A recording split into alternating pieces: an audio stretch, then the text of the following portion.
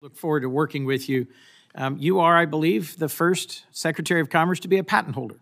And I personally am excited to work with you on protecting American innovation and patents. I have 4 different areas I want to touch on: AI chips, patents, the PTO, and IPEC, Manufacturing USA, and the MEP. Let me briefly, in one sentence, say I agree with comments made by members of both parties that the manufacturing extension partnership is worth improving and saving, and I look forward to working with you on it. I've seen it in the field. I've seen the impact it can have. It could be modernized and focused, absolutely. But in my state, they delivered cyber tools to small manufacturers, and they've delivered state-of-the-art support.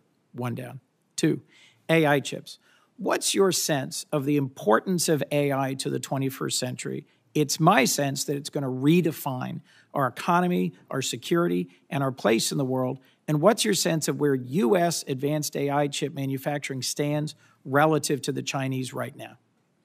So I agree with you that AI and the AI industrial revolution is our revolution in our lifetime. It is the industrial revolution of our lifetime. America has invented all of the great chips. And how many chips will we make versus the PRC this year? Currently, we're making 200,000 wafers, right? And we have demand of 10 million.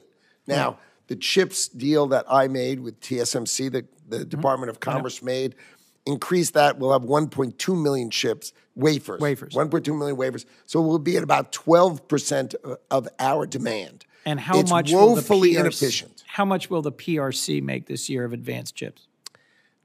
They say they're making them, and they are not. Okay, they do not have. We have restricted the tools to make the highest quality chips. And I think, look, the FT reports that they're making fewer than 400,000 chips. Yeah, maybe probably closer to 200,000. So let's say it's 200,000 of the most advanced chips being made in the PRC, millions in the United States. Let's just agree that this is bipartisan, sustained over 2 administrations, and critical to our future, because we want the most advanced frontier AI compute to be in the United States, the most advanced models to be in the United States, and this to drive this century for the United States. So I agree.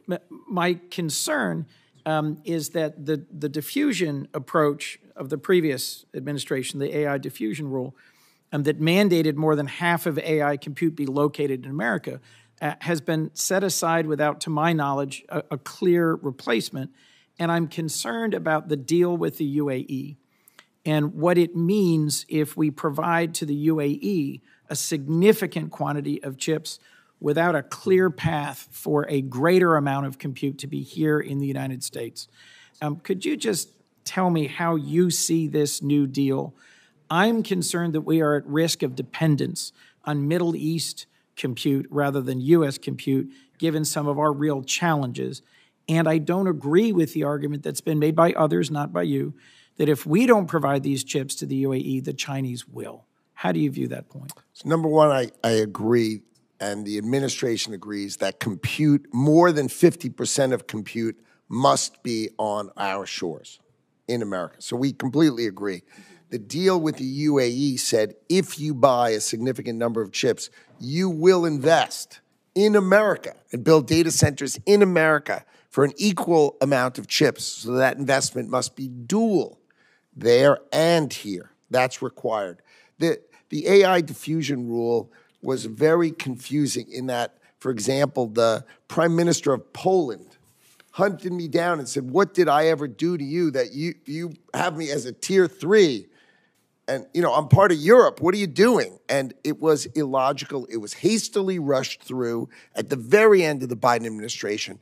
Our view is we are going to allow our allies to buy AI chips provided they're run by an approved American data center operator, and the cloud that touches that data center is an approved American operator. So we control it while it's over there.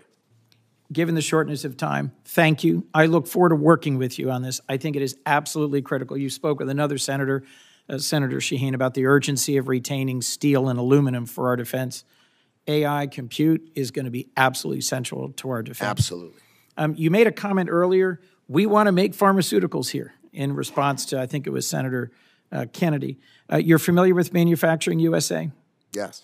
One of the things I was pleased to see was that it retained level funding. Yes. There are institutes around the country. There happens to be one in Delaware. Are you familiar with it? It's the National Institute for Innovation in Manufacturing Biopharmaceuticals. Yes, it is. And it is 2-to-1 private sector match for government investment and is on the verge of demonstrating a new way of manufacturing at scale pharmaceuticals in the United States. Right. It is critical to our being competitive. I'd love to talk to you about that in more detail. My last point quickly. I agree that there are too many unexamined patent applications.